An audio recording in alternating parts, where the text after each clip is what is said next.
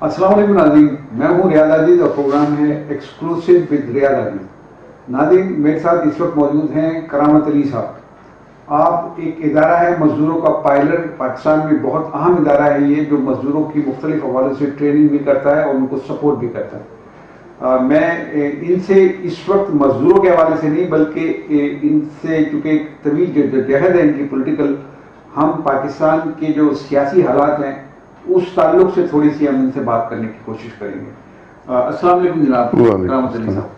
سر مجھے بتائیے کہ آج کل عجیب و غریب صورتحال ہے ملک میں، یہ نہیں معلوم کہ الیکشن ہو رہے ہیں نہیں ہو رہے ہیں، یہ سب کیا ہو رہا ہے سر اور کون طاقتیں اس کے پیچھے ہیں؟ دیکھیں، ہمارے پاس بدقسمتی سے جو سسٹم بنا ہے اس میں جو جمہوریت کی بنیادی ضروریات ہیں وہ نہ صرف یہ کہ ان کو پنپنے نہیں دیا گیا ہے بلکہ ایکٹیولی ریاست نے اور ریاست کو جو چلاتے ہیں انہوں نے یہ یقینی بنایا کہ عام لوگ جو ہیں اس کے معاملات سے بالکل الگ تھلگ رہیں، ان کا کوئی حصہ نہ ہو۔ جب تک وہ چیز نہیں بدلے گی کہ عام لوگ جو ہیں، اب آپ دیکھیں کہ ہماری جو پارلیمنٹ ہے اس کے اندر آپ کو کوئی مزدوروں کسانوں کا نمائندہ نہیں ملے گا، اس کے اندر کوئی نچلے درمیانی طبقے کے لوگوں کا نمائندہ نہیں ملے گا۔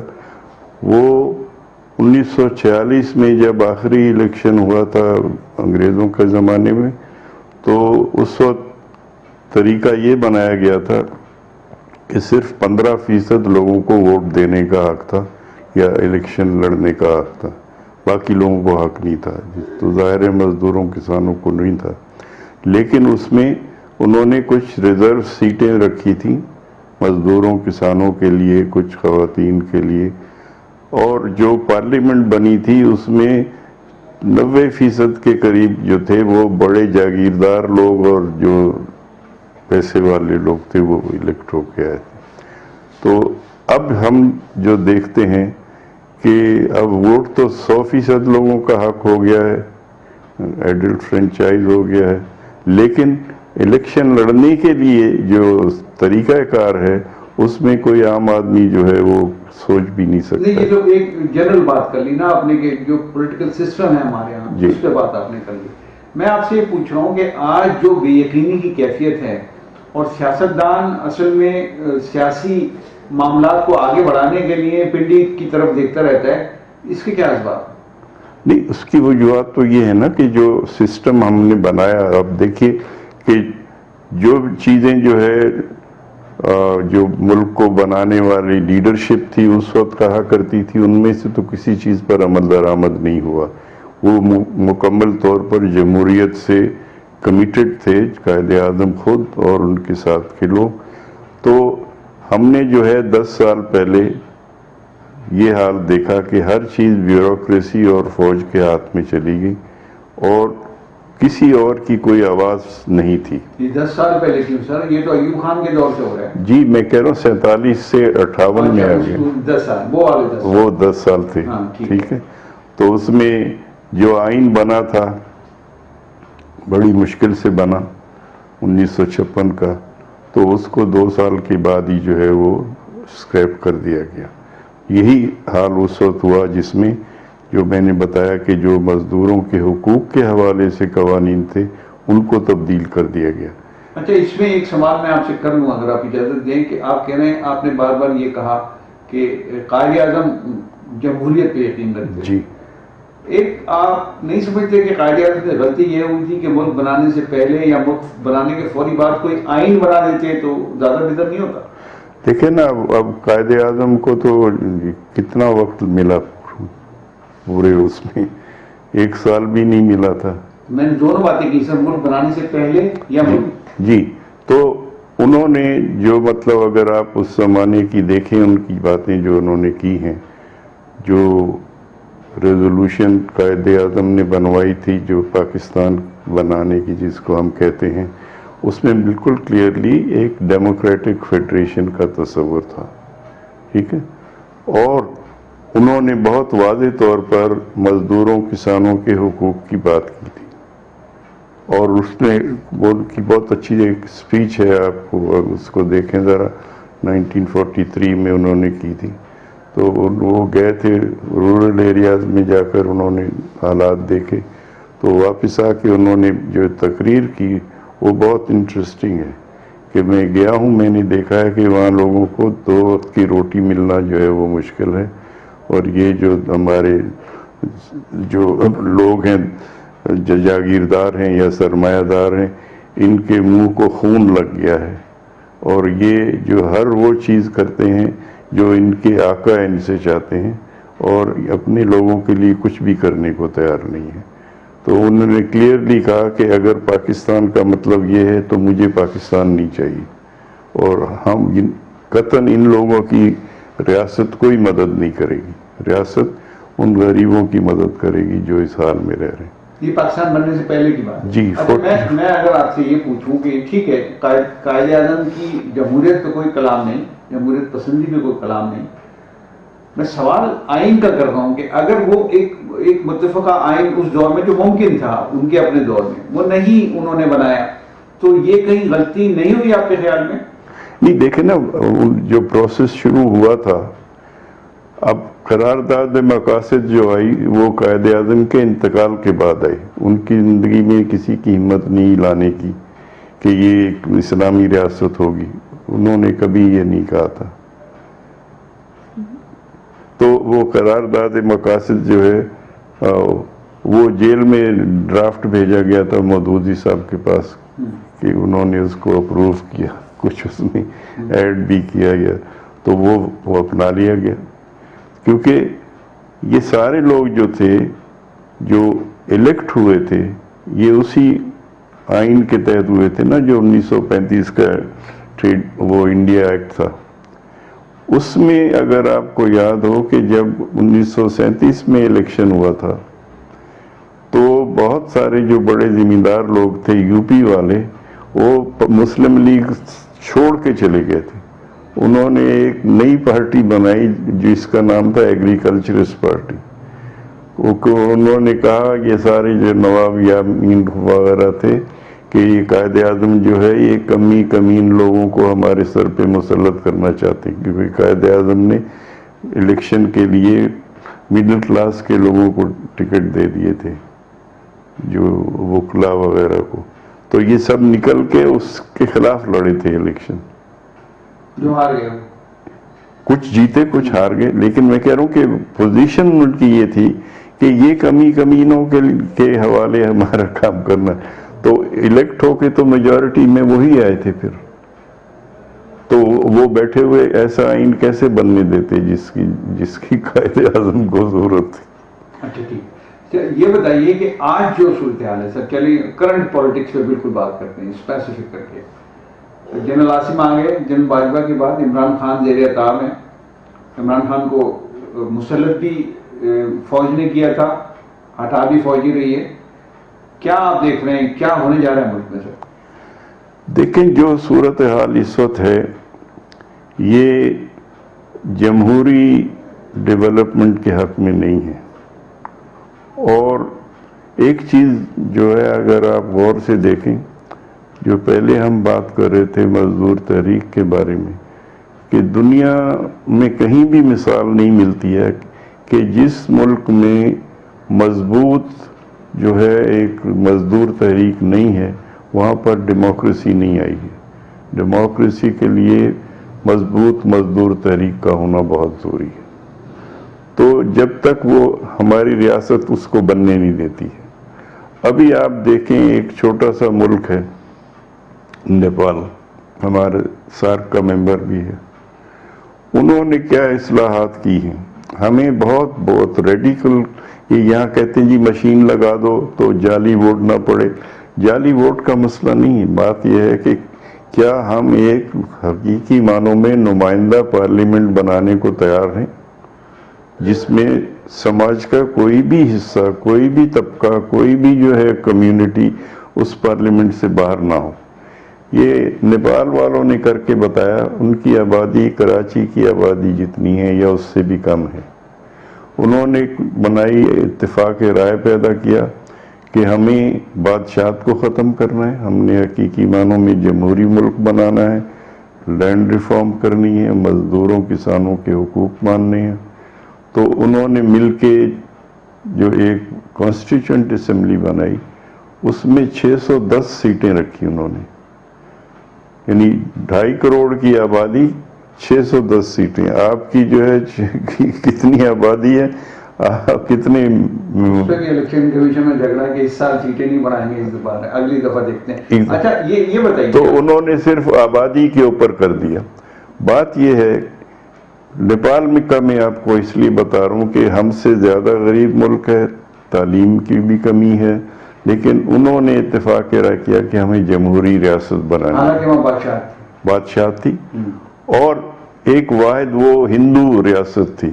ہندوستان اپنے آپ کو ہندو ریاست نہیں لکھتا ہے، نیپال خطے میں ہندو ریاست واحد تھی، ایک ہی پوری دنیا میں۔ انہوں نے اس کو ختم کیا کہ یہ ایک جمہوری ریاست ہے، انہوں نے بادشاہت کو ختم کیا۔ انہوں نے تمام لوگوں کی یقینی بنانے کے لیے ریزرویشن کی کہ 33% ریزرویشن عورتوں کے لیے ہوئی، 33% ریزرویشن مزدوروں کسانوں کے لیے ہوئی۔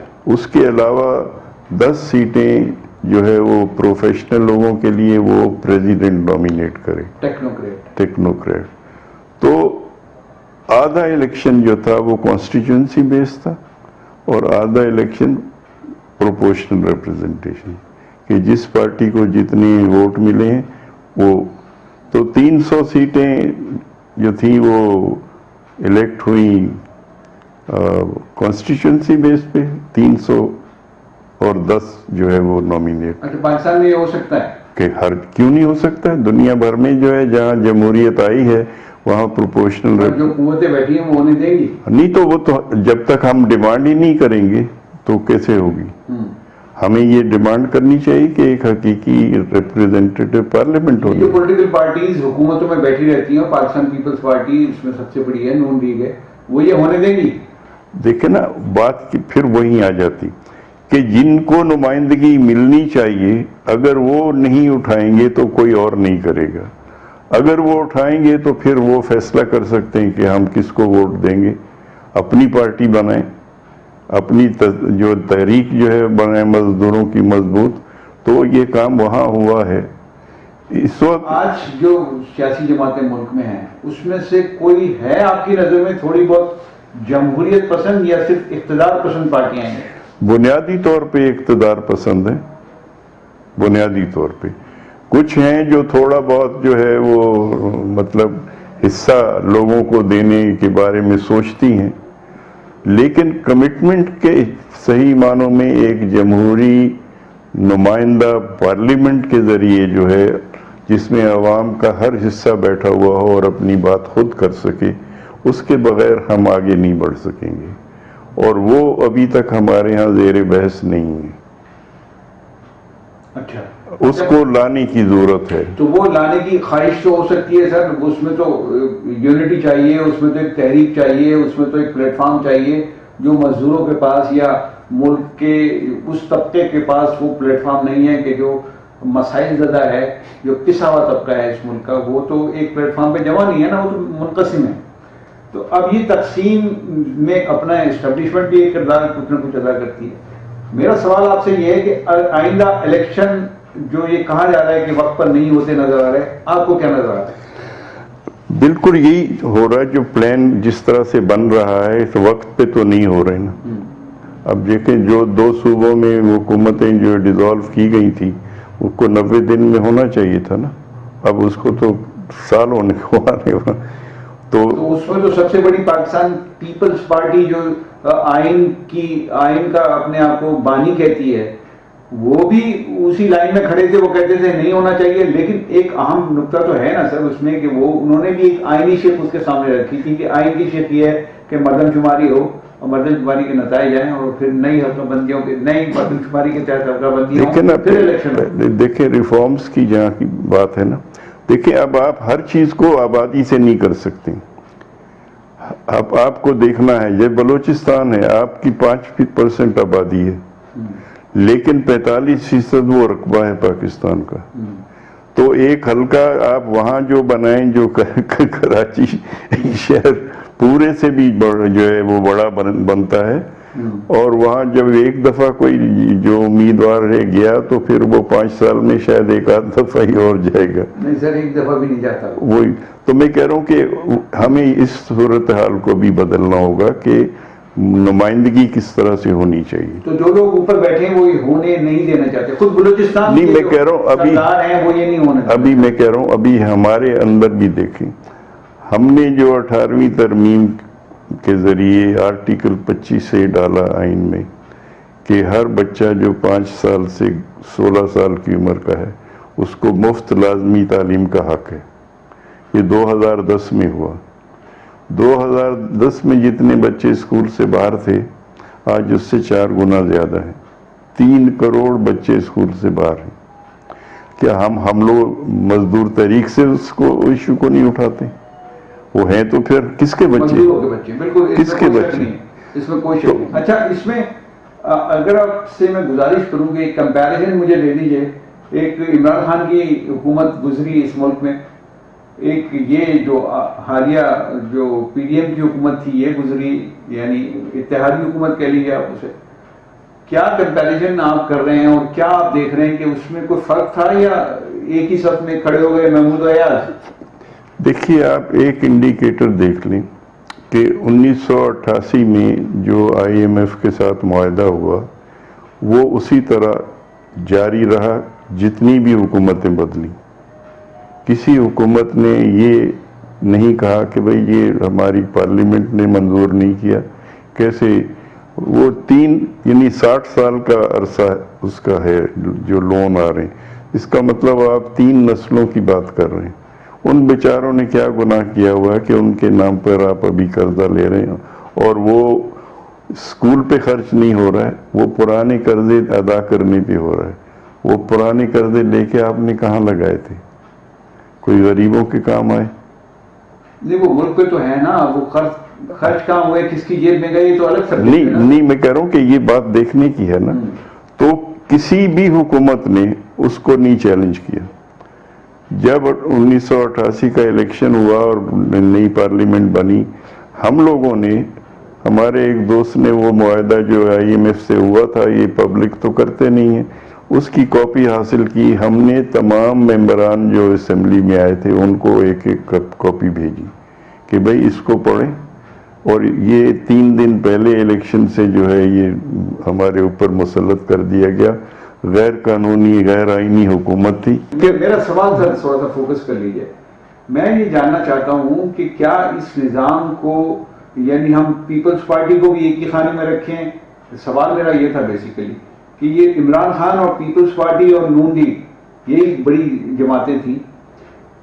اقتدار بدلا، کچھ 1.5 سال انہوں نے حکومت کی. کوئی ان دونوں میں آپ فرق محسوس کیا آپ نے، یا یہ بھی وہی معاہدہ کر رہے ہیں آئی ایم ایف سے جو بے نظیر بھٹو کے دور میں ہوا تھا 88 میں؟ بے نظیر بھٹو کے دور میں نہیں، ان کے آنے سے پہلے ہوئے. جی ہاں. تو وہی چلا آ رہا ہے، وہی چلا آ رہا ہے. اور کسی نے کوئی اس کے بارے میں کوئی پبلک میں بات کرنے کی کوشش نہیں کی.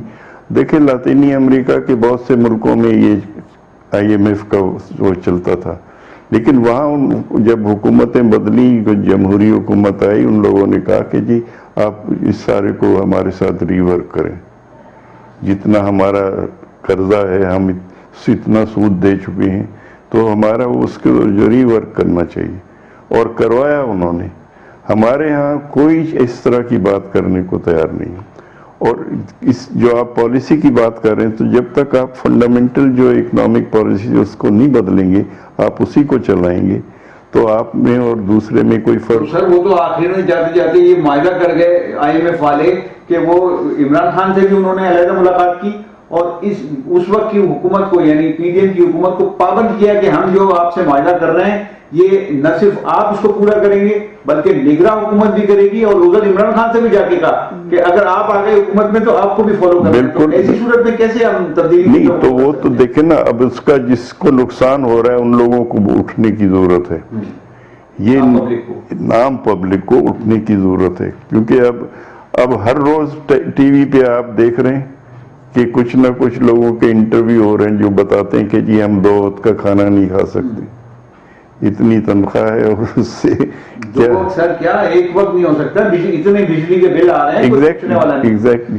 تو جب تک وہ لوگ نہیں اٹھیں گے، جب تک وہ لوگ اپنا آواز نہیں اٹھائیں گے، اس میں تبدیلی نہیں آئے گی. اس لیے کہ جو حکمران ہیں ان کو تو اس سے کوئی نقصان نہیں ہو رہا ہے، پورے طبقے کو، پورے طبقے کو، سب کو، اس میں وہ سارے شامل، ایلیٹ کلاس. کوئی یہ کہہ رہا ہے کہ زمین جو ہے بے زمین کسانوں کو دے دو، بلکہ زمین کے تو سودے ہو رہے ہیں آج تو سر زمین ہی سب سے بڑی بزنس کا جو پیپر بنی. ابھی آپ کراچی میں رہتے ہیں، آپ دیکھیے ہر روز جو نئے فقیر آ رہے ہیں اندرون سندھ سے، جو سیلاب کے ذریعے تباہ ہوئے، جن کو اب وہ ہاری بھی رہنے نہیں دیا، نکال دیا لوگوں نے، ان کے پاس کوئی اور ہنر نہیں ہے، یہاں کے سارا خاندان بھیک مانگ رہے ہیں. کیوں نہیں ہم ان کو زمین دیتے؟ اگر وہ زمین 5 ایکڑ، یہ اس پر کام ہو چکا ہے، 5 سے 7 ایکڑ زمین اگر ایک خاندان کو دے دی جائے، وہ خود کفیل بھی ہو جائیں گے، اور ان 5-7 ایکڑ کا جو پیداوار ہے وہ 4 گنا بڑھ سکتی ہے اگر اس کا پھل جو ہے انہی لوگوں کو ملے جو کاشت کریں، اور اسٹیٹ جو ہے وہ ان کو سپورٹ سسٹم بنا کے دے. ہمارے پڑوس میں جو اب پنجاب جب ڈیوائیڈ ہوا تو واگا سے ادھر کا جو زمین ہے اور جو اس طرف ہے، اس میں پتہ فرق کتنا ہے پیداوار کا؟ 1 سے 4 کا. کیوں کہ وہاں انہوں نے زمین کسانوں کو دی، انہوں نے ٹیوب ویل کے لیے مفت بجلی دی. بالکل. آخری بات بتا دیں سر، یہ تبدیلی آپ یہ کہہ رہے ہیں کہ ایک پلیٹ فارم پہ غریبوں کو، مزدوروں کو جمع ہونا ہوگا، لیکن مزدوروں اور غریبوں میں، مزدوروں میں خاص طور سے اتنی ڈویژن ہے، اب تو یونین سازی ہی ممکن نہیں ہے اس پاکستان میں، اتنا مشکل ہو گیا. خود لیبر ڈپارٹمنٹ یونین سازی کے راہ میں سب سے بڑی رکاوٹ ہے. بالکل. تو ایسے حالات میں کیسے، اور پھر فیڈریشن اتنی ساری بنی ہے، کیسے یہ ممکن ہے؟ کوئی راستہ بتائیں گے آخری جاتے جاتے؟ بالکل. وہ دیکھیں کوشش ہو رہی ہے، ہم نے اس سلسلے میں کافی میٹنگز بھی کی ہیں، لوگوں میں مجھے احساس نظر آ رہا ہے، اور مجھے امید ہے کہ ہم اس وقت جیسے 1% ہیں، اگر وہی اکٹھے ہو جائیں. اب آپ دیکھیں ہماری کوشش یہ ہے کہ ٹیکسٹائل گارمنٹ کی ایک صنعتی یونین ہم بنائیں، اس میں ہماری ٹوٹل لیبر فورس جو ہے مینوفیکچرنگ میں اس کا 45% ہے اس صنعت میں. تو تقریباً 45 سے 50 لاکھ لوگ اس صنعت سے وابستہ ہیں. اگر آپ 5 لاکھ کو بھی منظم کر لیں تو آپ ایک زوردار آواز بنا سکتے ہیں. تو مجھے لگتا ہے کہ یہ چیزیں اب ہوں، یعنی آنے والے وقت میں آپ یہ کہہ رہے ہیں کہ سیکٹوریل بنیاد پہ اگر یونینز بنائی جائیں تو وہ زیادہ کامیاب، وہی کامیاب ہوں گی. یہ یونینیں جو ہیں وہ اپنے اس چھوٹے سے دائرے سے باہر نکل ہی نہیں پاتی، اور باہر کیا وہ تو محدود ہوتی جا رہی ہیں. جی بہت شکریہ کرامت علی صاحب آپ نے گفتگو کی. ناظرین، کرامت علی صاحب کی جو دانشورانہ گفتگو ہے اور جو ان کے اندر کا ایک درد ہے غریبوں کے لیے، انہوں نے بیان کر دیا. انہوں نے کہا کہ جب تک غریب اور مزدور متحد نہیں ہوں گے اس وقت تک وہ چیختے رہیں گے، چلاتے رہیں گے، ان کے مسائل حل کرنے والا کوئی نہیں ہوگا. اس لیے کہ جو حکومتوں میں بیٹھے ہیں لوگ، وہ اصل میں جو ان کی تھرسٹ ہے، جو ان کی پیاس ہے، وہ اقتدار کی پیاس ہے، وہ غریبوں کے مسائل حل کرنے کی پیاس نہیں ہے. اور یہ ایلیٹ کلاس کے لوگ ہیں، ان کے مقاصد ایک جیسے ہیں، وہ چاہے نون لیگ ہو، اگرچہ یہ انہوں نے نہیں کہا، مطلب میں اس کا سبب کر رہا ہوں کہ نون لیگ ہو، پیپلز پارٹی ہو، یا عمران خان کے لوگ ہوں، ان کا تھرسٹ صرف اقتدار ہے. اس کو بہتر بنانے کے لیے متحد ہو کے کام کرنے کی ضرورت ہے. میں جانا چاہتا ہوں. اللہ حافظ.